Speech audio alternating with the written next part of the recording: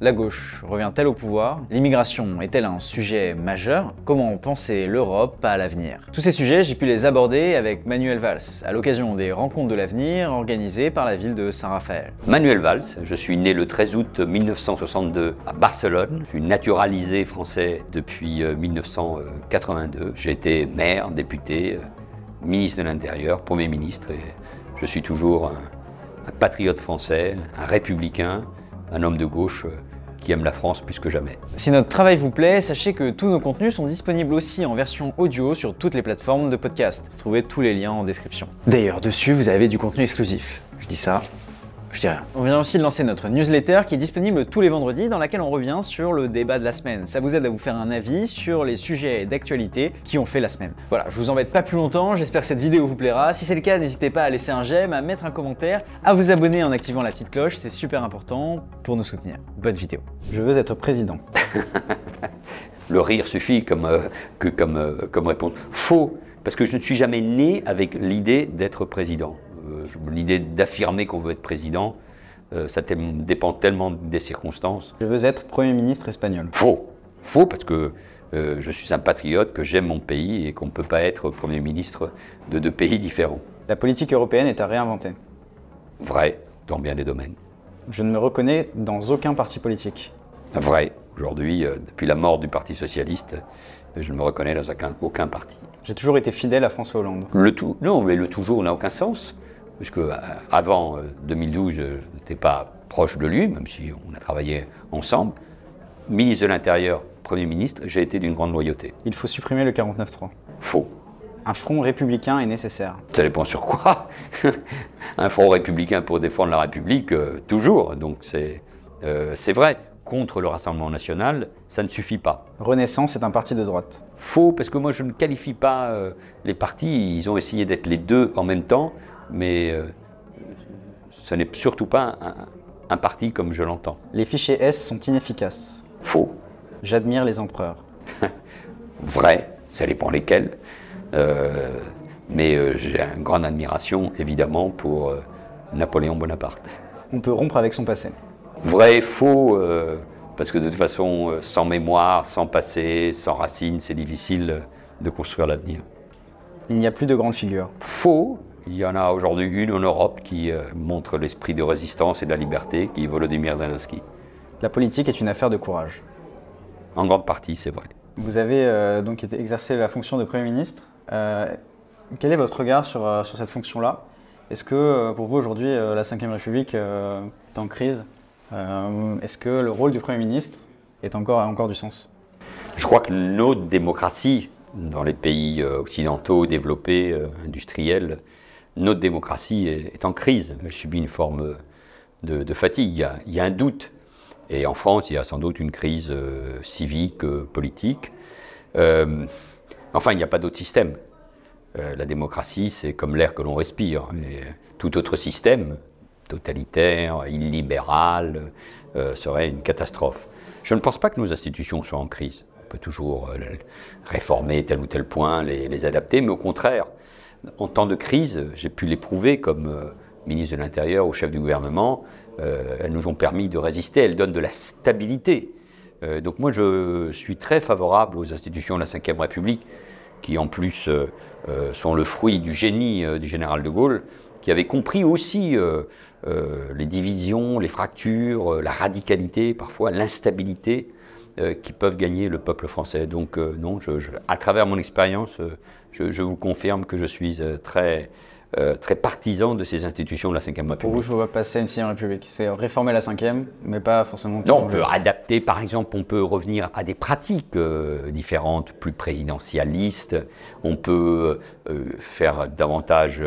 on peut davantage utiliser le référendum pour consulter le peuple sur tel ou tel aspect, mais sur les clés de voûte, ce qu'on appelle un régime semi-présidentiel, semi-parlementaire, parlementarisme rationalisé, comme on dit, qui donne, c'est vrai, beaucoup de pouvoir au président de la République, mais je crois aussi au rôle du chef de gouvernement, du Premier ministre, comme animateur d'une équipe. Donc c'est au président de la République aussi, quel qu'il soit, hein, de laisser, c'est ce qui est arrivé entre François Hollande et moi, l'espace, le pouvoir d'exercer ses prérogatives, ses fonctions, dans un équilibre qui est au fond assez utile.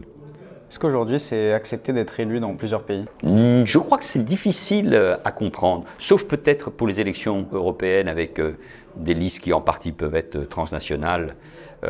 Mais c'est difficile, parce que pourquoi? Parce que la démocratie en Europe, elle s'exerce dans un État-nation. Nous sommes une union, une fédération d'États-nations. Chaque pays a sa différence, sa culture, ses modes de scrutin, ses références qui lui sont propres. D'où votre question. Moi, j'ai fait ce choix à un moment, moins d'être candidat dans un autre pays que dans une ville. Barcelone, où j'ai été candidat à la mairie en 2019, c'est une ville que les Français connaissent, une de ces grandes villes européennes où on se sent bien. Mais, c'est pas facile à comprendre pour mes compatriotes français, et mon arrivée là-bas, forcément, elle a suscité des questions, même si je parlais catalan, castillan, mes parents sont de Barcelone, moi j'y suis né, mais c'est normal. Mais je dois vous dire que c'est une expérience passionnante et unique. C'est quelque chose que vous aimeriez qu'il soit comment?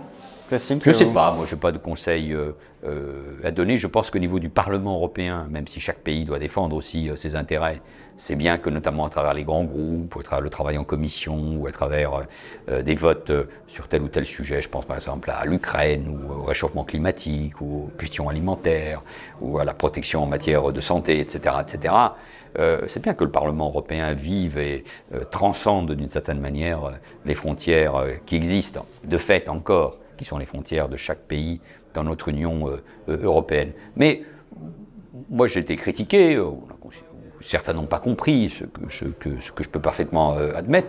Marie-Louise a du mal à comprendre ce que l'ex-premier ministre français vient faire ici. Je crois que Manuel Valls est un candidat préparé, mais le problème c'est qu'il ne connaît pas vraiment le territoire. La politique catalane est très complexe. Pas sûr qu'il sache où il met les pieds. Mais c'est quand même une expérience. Et puis tout le monde n'est pas originaire d'un autre pays européen. C'est évidemment mon cas. Mais c'est une expérience. Si certains veulent la tenter, je leur conseille. Est-ce qu'il faut repenser justement la démocratie européenne, penser l'Europe de ce point de vue-là, de se dire en fait on est un homme politique et on peut avoir des mandats, je ne sais pas, en Pologne, on peut avoir des mandats en Espagne, au Portugal, un peu partout, ou c'est quelque chose...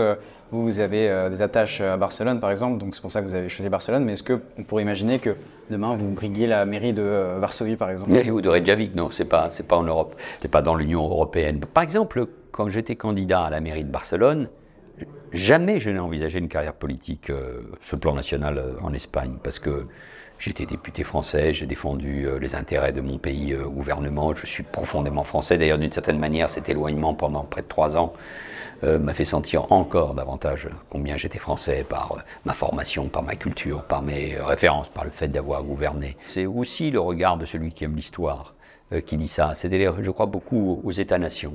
Je pense que la force de l'Europe, c'est de ne pas être un conglomérat unique. Chaque pays a son histoire, sa culture, sa langue. La construction européenne sont un exploit historique incroyable. L'Espagne, la France, l'Angleterre, l'Allemagne, la Prusse se sont fait la guerre pendant des décennies, tour à tour. Et voilà que, à cause des drames du XXe siècle, de guerre mondiale, l'Holocauste, le monde de Yalta divisé en deux entre l'Occident et le communisme, des hommes ont trouvé la force de réaliser cette entreprise, qui est une entreprise d'abord de valeurs, de paix, de concorde, au-delà évidemment de ce qu'on met au pot commun sur le plan économique, une monnaie unique, etc. Mais on ne peut pas effacer les frontières. Les frontières, ça veut dire quelque chose. Être espagnol, être français, être italien, être allemand, c'est une histoire, donc on ne peut pas déjà au sein de ces frontières-là, en l'effacer. Espagne, et souvent d'ailleurs, même au sein de chaque pays, vous avez raison. Donc c'est très difficile. Je crois que l'équilibre, je trouve, qui est trouvé en Europe, avec des aspects fédéraux, je pense à la monnaie ou à la politique agricole commune, Schengen, et puis des aspects qui sont totalement déterminés par les aspects nationaux, une commission, un conseil européen. Alors peut-être qu'il y a trop d'instances, il faut y voir plus clair. Le Parlement européen qui prend de l'importance. On veut aller très vite, mais enfin tout ça n'existe que depuis très peu de temps. Le Parlement européen n'existe que depuis 1979. À l'échelle européenne, ça n'est rien. Élu au suffrage universel depuis donc aujourd'hui plus de 40 ans. Donc voilà, il ne faut pas aller plus vite que cela. En revanche, un destin commun, une force qui pèse dans le monde grâce à ses 500 millions d'habitants, son économie, sa puissance industrielle, sa recherche, son innovation, son université, sa défense, bien sûr, ses frontières qui doivent nous protéger aussi du reste du monde. Bon, voilà, ça oui, mais pour le moment, restons ce que nous sommes, une union d'États-nations avec des échelons différents. Parfois, les gens ont du mal à comprendre, ce que j'admets, mais c'est cette construction qui permet aussi de garder cet équilibre entre ce qui est du domaine de l'Union européenne et ce qui est du domaine de chaque État. On l'a dit, donc vous avez voulu briguer la mairie de Barcelone. Suite à ça, beaucoup de gens n'ont pas compris votre démarche et vous ont accusé d'opportunisme. Et vous êtes devenu, je ne sais pas si vous le savez, pour les mèmes politiques, je ne sais pas si vous connaissez un peu la logique de mèmes sur les réseaux sociaux, mais vous êtes devenu un peu un mème par rapport à ça. Je voulais vous montrer, par exemple, récemment. Oui, j'ai vu. Ce genre de mème. Qu'est-ce que vous en pensez D'abord, d'être devenu un mème là-dessus? L'humour, la caricature font partie de notre vie.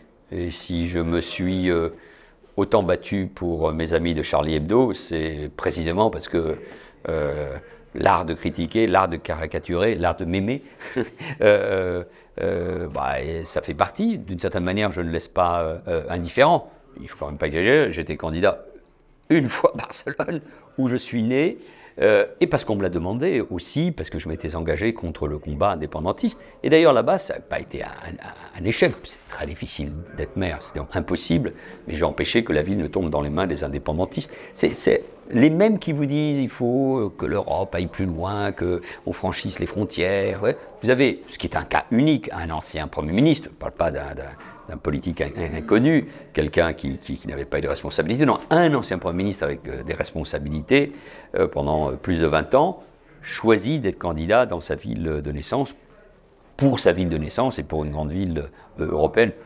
Heureusement, on vit avec, tant que l'humour reste, il peut être féroce, hein, mais tant qu'il est respectueux et que d'une certaine manière, il vous taquine. Vous n'avez jamais été vexé? Bon, vexé, non, parce que vexé, ça serait idiot.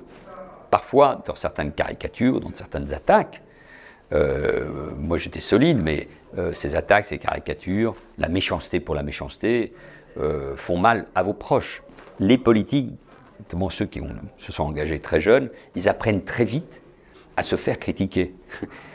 Comment on apprend? Tout simplement comme ça, parce que vous êtes dans un groupe de jeunes socialistes ou d'étudiants, d'un syndicat étudiant, dans un amphithéâtre, ensuite dans une commune. Non, mais il est normal. Vous savez, être candidat pour être président d'une association locale ou dans une circonscription ou une ville, a fortiori au niveau national, il faut avoir un certain ego. Il faut se dire, je me présente, je suis le plus fort et c'est moi le meilleur. Hein, c'est une espèce comme ça de prétention.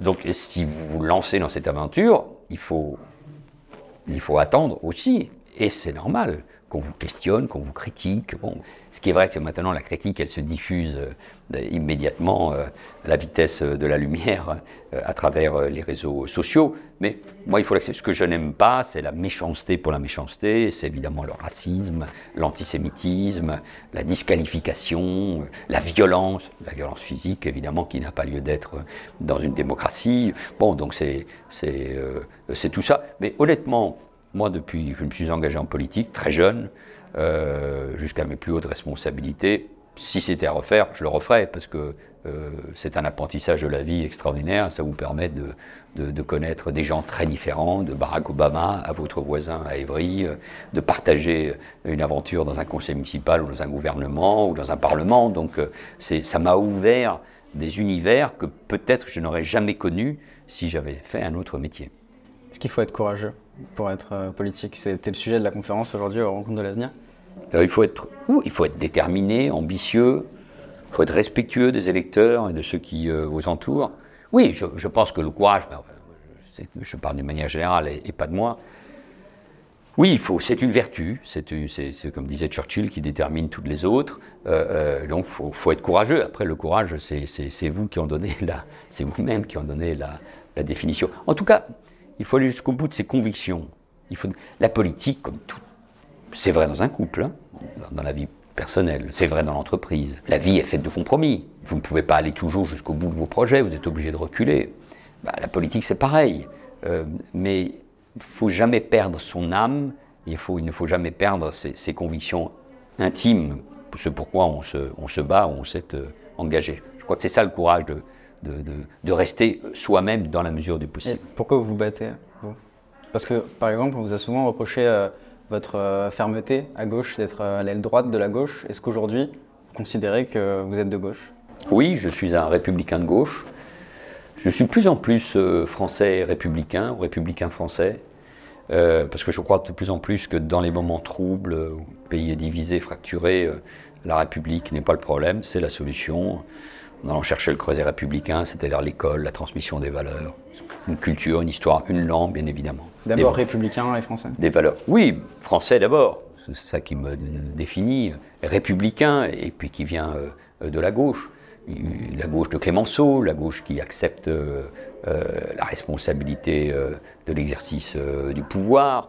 Et j'ai jamais opposé l'ordre à la justice sociale, jamais. Pourquoi à Argenteuil, à Évry, dans des villes, dans des quartiers compliqués, difficiles, où il y avait beaucoup d'inégalités sociales, et à ces inégalités sociales s'ajoutait souvent une autre inégalité qui est celle de l'insécurité et de la délinquance. Parce que j'ai toujours considéré que quand on est de gauche, on s'attaque d'abord aux inégalités, et parmi ces inégalités, il y a l'insécurité. Et en tout cas, l'insécurité, on va le dire autrement, touche d'abord les plus fragiles, les plus faibles, les femmes, les personnes âgées, les personnes handicapées, les gamins qui sont victimes du racket et du trafic de drogue. Quand vous avez de l'argent, quand vous avez des moyens, vous pouvez être victime de l'insécurité aussi, mais vous avez les moyens de vous protéger. Ce qui n'est pas le cas souvent des plus démunis ou des plus faibles ou des plus modestes dans notre société. Donc c'est ça être de gauche. Donc c'est pour ça que je considérais que la sécurité était même une valeur qui était essentielle pour la liberté. J'ai jamais très bien compris ce débat. Et d'ailleurs la gauche a eu de très grands ministres de l'Intérieur, Clémenceau, Joxe, Chevènement, voilà. Donc je trouve ça absurde et le questionnement. Elle existe encore cette gauche aujourd'hui? Je pense que la gauche républicaine, celle que je viens d'évoquer, elle existe profondément dans le pays républicaine, laïque, capable de gouverner. D'ailleurs, beaucoup de gens que je rencontre dans des colloques de ce genre, à l'occasion de la présentation de mon livre, ou tel ou tel débat, beaucoup de gens me disent qu'ils se sentent orphelins de cette gauche républicaine, ou de la social-démocratie, ou des socialistes. Ça, ce sont des mots. Se sentent orphelins. L'offre politique n'existe pas. Incontestablement. Mais à un moment ou l'autre, il faudra la construire, il faudra la présenter. C'est un pays qui vit pratiquement sur un plateau instable, c'est à terme dangereux ou avec comme seule option des extrêmes et de la radicalité. Ça ne me semble pas la bonne voie. L'espace existe, vous savez, des intellectuels, ils viennent de nous quitter, comme Jacques Julliard, Elisabeth Badinter, Caroline Fourest, ce qu'on appelle un tiers-état intellectuel de gauche, comme l'appelait mon vieil ami Jacques Julliard. Tout cela existe. Il y a des revues, il y a des hebdomadaires, je pense à Franc-Tireur. Tout ça existe, mais l'offre politique partisane, un parti, des alliances, aujourd'hui, tout cela n'existe pas. Donc... Cette gauche-là, même dans l'imaginaire, j'ai l'impression collectif, c'est aujourd'hui la nouvelle droite. Elle s'est un peu penchée vers la droite. Non, mais ça c'est un commentaire journalistique. Il ne faut pas qu'un jeune média comme le vôtre répète ce qui est dit par tel ou tel vieux média. Non. Ça, en plus, c'est des analyses politiques qui sont faites. Oui, mais qui faussent, je crois. Mais en plus, il y a toujours cette idée très présente à gauche. Et pas mal en France, mais très présente à gauche, qui consiste toujours à disqualifier, c'est-à-dire que vous êtes clair sur les questions de sécurité, vous dites qu'il faut une autre politique d'immigration, et vous êtes tout de suite taxé de droite, ça c'est au mieux, hein, sinon d'extrême droite, ça n'a aucun sens.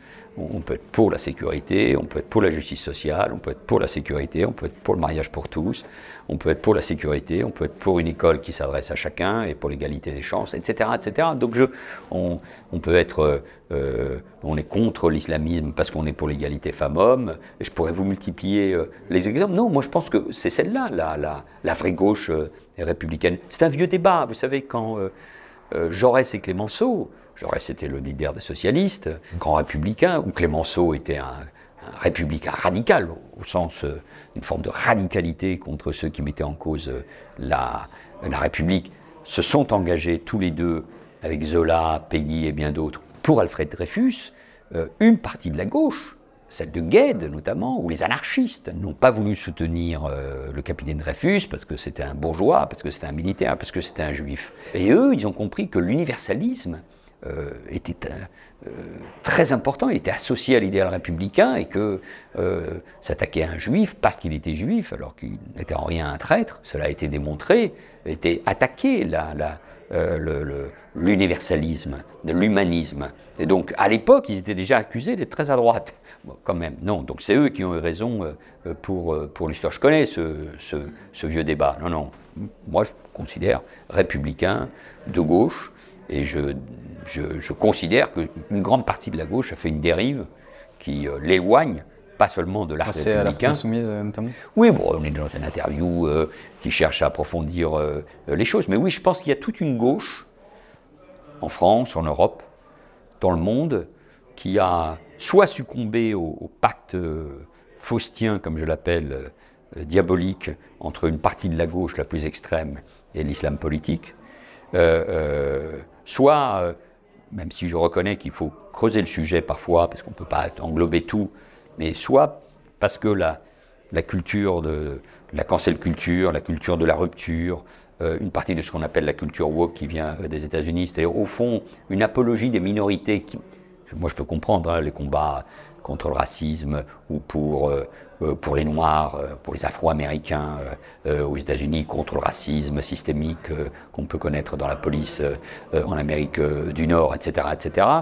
La revendication de droits des femmes ou des homosexuels, mais d'une certaine manière, comme Français, comme républicain et comme laïc, il m'est très difficile d'accepter quelque chose qui aille contre l'universalisme. Être woke, c'est être contre l'universalisme? Ah, je pense, alors que là, encore une fois, il faut nuancer à chaque fois le tableau, mais l'addition, en effet, dans les universités américaines, et la force des universités américaines, de la culture américaine dans les médias, dans le cinéma, sur les réseaux sociaux, à travers les GAFAM, impacte évidemment le reste du monde et tout particulièrement l'Europe. Je considère que oui, il y a une grande partie du wokisme et de ce qu'on appelle le mouvement lié à la cancel culture qui fait du mal à notre universalisme. Ça, je le crois profondément. Alors, c'est un débat, il faut l'expliquer. Ce que je ne supporte pas, en revanche, c'est l'interdiction. Quand tel ou tel intellectuel, Caroline Eliachev, parce qu'elle est une femme de gauche, qui a une réflexion sur tout le mouvement trans, ou quand Madame Agazinski, Sylviane, ne peuvent pas aller donner une conférence dans une université parce qu'on n'accepte pas leur thèse, là on est dans une culture totalitaire. Hein. Je pense qu'il faut qu'il y ait le débat universitaire, le débat politique, et c'est ça qui fait avancer les choses. Moi, ce qui m'intéresse, c'est de débattre pas avec des gens qui sont d'accord avec moi, c'est avec ceux qui ne sont pas d'accord avec moi, et c'est ça qui fait avancer la démocratie. Il y a beaucoup de sectarisme, je trouve, aujourd'hui, mais incontestablement, d'un point de vue politique, il y a toute une partie de la gauche qui a dérivé. Oui, ça, je le sais bien, et notamment une partie de la gauche qui a dérivé dans une alliance avec l'islamisme qui l'a conduit au pire, c'est-à-dire notamment à l'antisémitisme. Je vous arrête juste un instant. Est-ce que vous pensez que la gauche a une chance de revenir au pouvoir? Donnez-nous votre avis en commentaire. Je vous laisse. Vous êtes pessimiste aujourd'hui? Je refuse d'être pessimiste. Parce que les causes pour lesquelles je me bats depuis des années doivent être défendues, parce que moi je veux être optimiste. Si vous voulez, on ne peut pas se laisser abattre par l'optimisme. Moi je discute avec mes enfants, avec leurs copains ou avec des jeunes.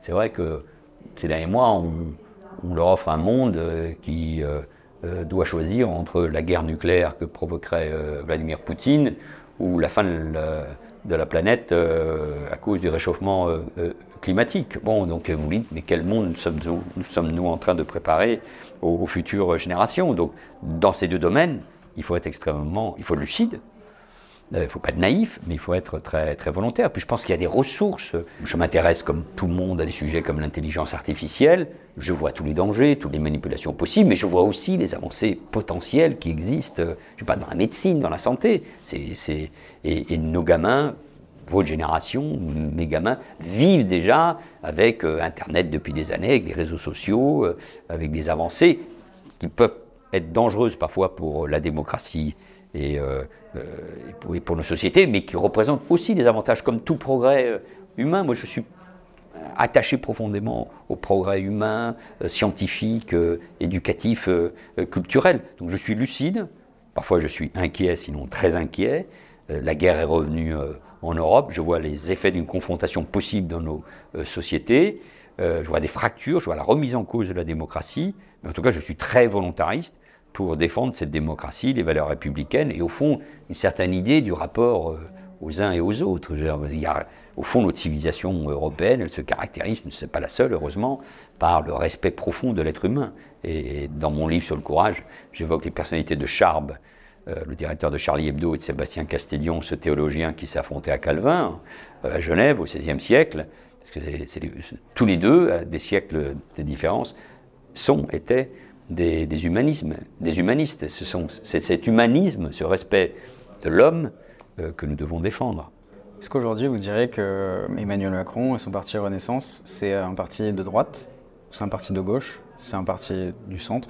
En 2017, l'électorat de gauche était largement majoritaire. Pour moi, l'élection d'Emmanuel Macron, en 2022, c'était plutôt un électorat de droite. Je ne dis pas que ces différences n'existent pas, elles existent. Hein. Une manière d'être de droite, de gauche, plus conservateur, plus progressiste. Vous verrez avec l'âge, d'ailleurs, ce sont des notions qui vous partagent vous-même et qui partagent chacun d'entre nous. Mais je ne vais pas jouer au vieux con. L'idée d'essayer de répondre aux aspirations d'une partie de la gauche et de la droite. Au fond, les Français sont à la fois progressistes, tous les sondages sur le mariage pour tous, l'adoption, la PMA, parmi d'autres, la fin de vie, montrent que c'est un peuple très progressiste.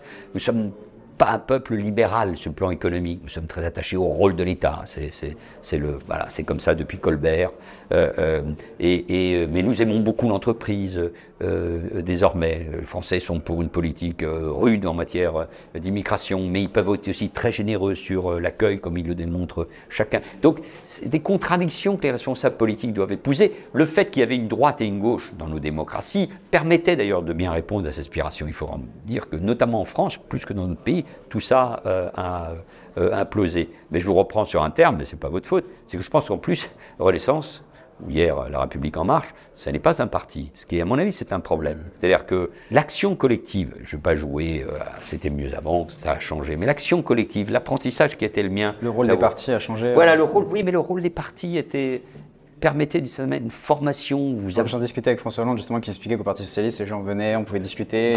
Moi j'ai eu la chance, comme ça, tout petit, d'écouter Jospin, Chevènement, Rocard, Popren, Jox, des noms qui ne veulent plus dire grand-chose, Mitterrand évidemment. Et donc vous appreniez, vous n'étiez pas avec l'idée déjà de leur piquer la place. Maintenant tout va beaucoup plus vite, je reconnais. Les partis venaient beaucoup du XIXe siècle, c'était des sociétés presque secrètes, fermées, qui formaient les gens par rapport au reste de la société, notamment à gauche.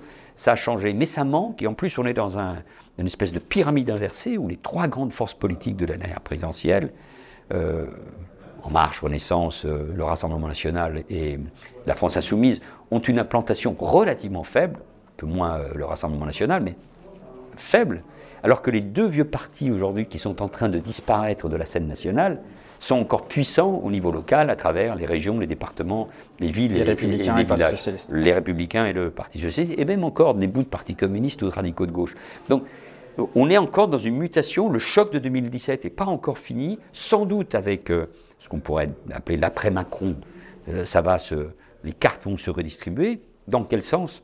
Je ne sais pas, il y a une force montante qui est celle du Rassemblement National, incontestablement. Il y a même un bloc d'une droite rude, dure, si on somme Rassemblement National avec le zémourisme et Dupont-Aignan, mais ça fait pas loin de 40%, une gauche en miettes, et un centre-gauche, un centre-droit pour le moment uni, mais dont on ne sait pas très bien quel va être le destin. Tout ça n'est pas, c'est là où il y a une forme de pessimisme, en tout cas d'inquiétude, tout ça n'est pas très bon pour la démocratie. On a besoin de retrouver du débat collectif, mais en même temps des formes d'organisation qui, je n'ai pas trouvé d'autres mots, qui stabilisent un tout petit peu le paysage politique, parce que cette violence dans le débat politique, cette haine même qu'on ressent, j'y suis plus, mais qu'on voit à l'Assemblée nationale, m'inquiète.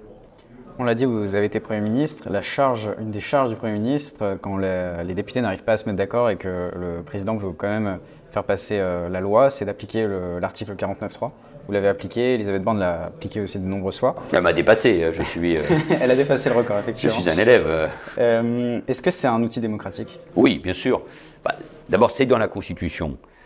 Quand j'ai commencé, vous n'étiez pas né, jeune attaché parlementaire au cabinet de Michel Rocard, Premier ministre, entre 88 et 91, pendant 3 ans, Michel Rocard a beaucoup utilisé le 49.3 parce qu'il avait une majorité relative. Alors parfois avec les centristes, parfois avec les communistes, il réussissait à trouver des majorités, mais parfois sur un texte aussi important qui a créé la contribution sociale généralisée, la CSG, peut-être la seule grande réforme fiscale qui a été mise en œuvre ces 40 dernières années, il l'a fait passer au 49.3, c'est-à-dire il engage sa responsabilité. Ensuite, si vous votez la motion de censure, le texte ne passe pas si elle obtient une majorité. Voilà, c'est le produit. Alors, je dois dire que j'ai utilisé 2 fois, enfin sur 2 textes. Le premier sur une loi dite Macron. Et c'est ma responsabilité. Je ne prendrai aucun risque. Je ne prendrai pas la responsabilité du risque d'un rejet d'un tel projet que je considère comme essentiel pour notre économie. Ça n'a pas eu trop d'effet. Mais c'est vrai que quand je l'ai utilisé pour la loi travail, la loi El Khomri, alors que j'avais le soutien du patronat et des syndicats réformistes, dont la CFDT, et d'une majorité du groupe socialiste, les gens ont eu un peu plus de mal à le comprendre. C'est devenu à ce moment-là synonyme presque d'un coup de revolver, hein, 49.3. Il est vrai qu'après ça a été utilisé à de nombreuses reprises au cours du premier quinquennat et surtout du second quinquennat en cours d'Emmanuel Macron. Donc ça peut donner le sentiment d'une forme de brutalité, d'un passage en force. Mais 1, il n'y a pas de majorité à l'Assemblée. 2, on ne trouve pas les compromis nécessaires qui conduiraient à être très étrange que les Républicains n'aient pas voté, par exemple, de leur point de vue, hein. Je me fais un commentaire un peu extérieur, la loi sur les retraites, parce qu'ils étaient favorables même à aller plus loin. Mais ça peut donner un sentiment de brutalité vis-à-vis de l'opinion. Mais antidémocratique, non. Après, chaque gouvernement doit savoir si c'est bien ou pas de l'utiliser. C'est ce que j'évoquais avec la 5e République, c'est qu'on a une élection tous les 5 ans et on a l'impression, parce que les législatives suivent la présidentielle, donc une fois qu'on a voté pour les législatives, que le citoyen lambda n'a plus son mot à dire sur les lois qui vont être votées. Oui, mais c'est vrai dans chaque pays. C'est-à-dire que c'est vrai dans chaque pays. À part la Suisse. Oui, à part la Suisse, mais là aussi c'est un pays à part et on peut toujours s'en inspirer, mais c'est une histoire très très particulière. Mais on vote tous les 5 ans, vous avez raison. Mais c'est vrai que voter tous les 5 ans, un président de la République, une majorité à l'Assemblée, je veux dire, même le fait qu'il y ait une majorité relative pourrait être un atout. De ce point de vue-là, je pense qu'Emmanuel Macron a raté quelque chose au lendemain de son élection, de sa réélection. À partir du moment où il n'avait pas de majorité absolue, quelques semaines après à l'Assemblée nationale, il aurait dû chercher à bâtir des coalitions, comme il se passe partout en Europe. Même avec le scrutin majoritaire, vous pouvez ne pas avoir de majorité à l'Assemblée nationale. Donc il faut aller chercher des accords. Il faut dire que la plupart des textes passent avec des accords. Mais c'est vrai que le budget, ou des grands textes comme les retraites, on verra sur la loi immigration, ne trouvent pas des majorités. Cependant, quand vous gouvernez, je ne dis pas que nous l'avons bien fait, nous, hein, quand vous gouvernez, il faut écouter. Il y a les sondages, il y a ce que vous font remonter les élus, il y a le rapport, ce que vous sentez du pays. Et regardez, nous avons fait voter la loi sur le mariage pour tous. De quelle violence parlez-vous? Sinon de celles qui s'en prennent à des couples homosexuels, à des gays et à des lesbiennes. De quelle violence parlez-vous? De ces groupes qui s'en prennent par des menaces directes à des parlementaires de la République, de gauche et de droite, pour qu'ils ne votent pas cette loi. Alors, monsieur le député, respectez les institutions de la République. Du début à la fin, il y a eu un peu plus de 60% des Français qui l'ont toujours approuvé. C'est passé largement à l'Assemblée nationale grâce à la majorité de gauche qu'il y avait à l'époque. Puis des gens comme Roselyne Bachelot à droite l'ont voté également. Mais on a eu quand même une sacrée opposition, hein. Ça a été long au Parlement, trop long sans doute, mais il y a eu beaucoup de manifestations dans la rue, ça a mobilisé beaucoup de forces de l'ordre. À l'époque, j'étais ministre de l'Intérieur, Christiane Taubira et moi, on a été souvent mis en cause, on nous poursuivait dans la rue ou dans le train.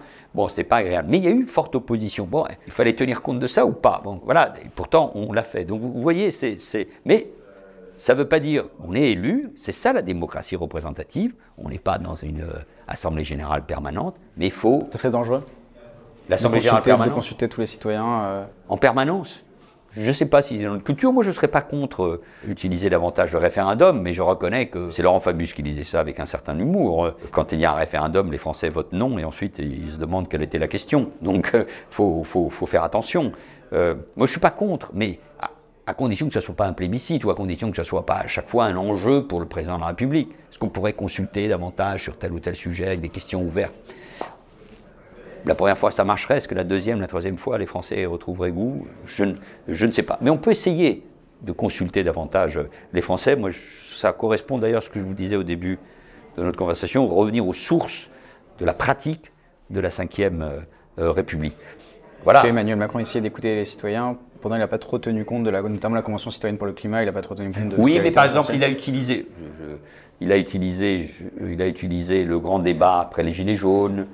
Qui pareil, on n'a pas eu l'impression que ça a été suivi. Oui, mais ça calmait les choses, là dans le pays. Mais vous avez raison, il faut trouver entre des institutions solides, un président de la République qui a des pouvoirs que lui confère la Ve République, des institutions de la Ve République. Il faut trouver cette pratique qui ne peut pas être que verticale. Il faut de la verticalité, mais dans une société très informée, très formée, avec beaucoup de sources d'informations, où les gens doutent d'ailleurs parfois des informations dites officielles, où il y a beaucoup de théories complotistes, où on remet en cause, il y a des fake news, il y a de bonnes et de mauvaises informations.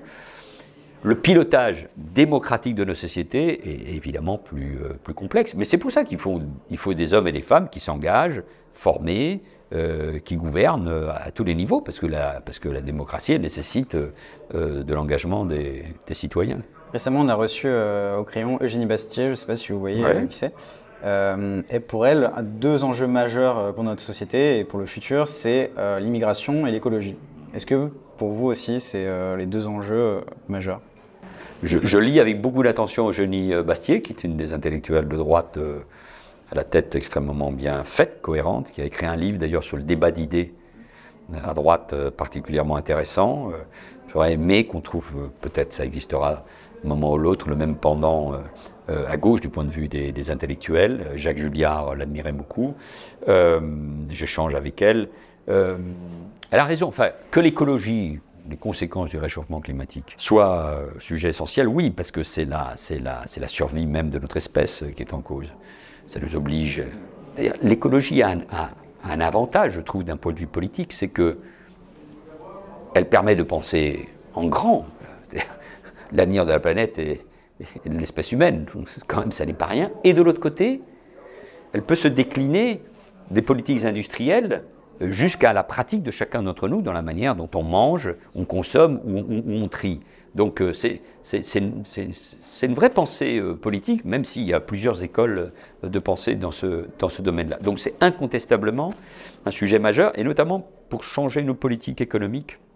Elle ne peut pas être que punitive, ça ne peut pas être que des taxes, ça ne peut pas être que des interdictions, ça doit être un investissement pour l'avenir. Et ensuite, je pense qu'il y a toute une série de questions identitaires ou culturelles sur la manière dont on vit ensemble. Et donc, de ce point de vue-là, l'immigration est un défi considérable. Toutes nos sociétés ont été formatées, formées, marquées par l'immigration, j'en suis un produit.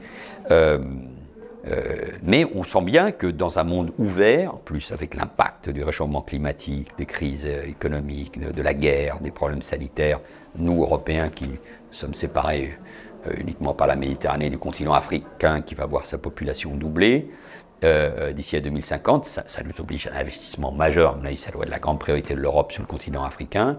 Et puis il y a des politiques qui sont très différentes, qui doivent être très différentes de celles que l'on connaît, parce qu'elles peuvent bousculer évidemment nos sociétés. Et à cela se rajoute, qui n'est pas un problème directement d'immigration, mais qui a été le fruit de l'immigration, la confrontation avec l'islamisme dans nos sociétés européennes. Donc oui, ce sont deux des grands dossiers. Il y a évidemment d'autres défis, mais ce sont deux dossiers sur lesquels gauche et droite doivent avoir leurs réponses. Elles peuvent être différentes et parfois elles peuvent être communes, parce que l'unité me semble indispensable dans ce domaine comme dans d'autres. Merci beaucoup. Merci à vous. Merci à tous d'avoir regardé cette vidéo. Si notre travail vous plaît, je vous rappelle que tous nos contenus sont aussi disponibles en version audio sur toutes les plateformes de podcast. Vous avez tous les liens en description. Je vous rappelle aussi qu'on a lancé notre newsletter qui est disponible tous les vendredis, dans laquelle on revient sur un sujet qui a fait débat dans la semaine. Elle est gratuite et elle vous permet de vous construire un avis sur ce qui se passe. C'est disponible en description. Pensez bien aussi à vous abonner et activer la petite cloche sur cette chaîne YouTube. C'est super important pour nous soutenir et pour que vous continuiez à suivre notre travail. D'ici là, portez-vous bien. Salut.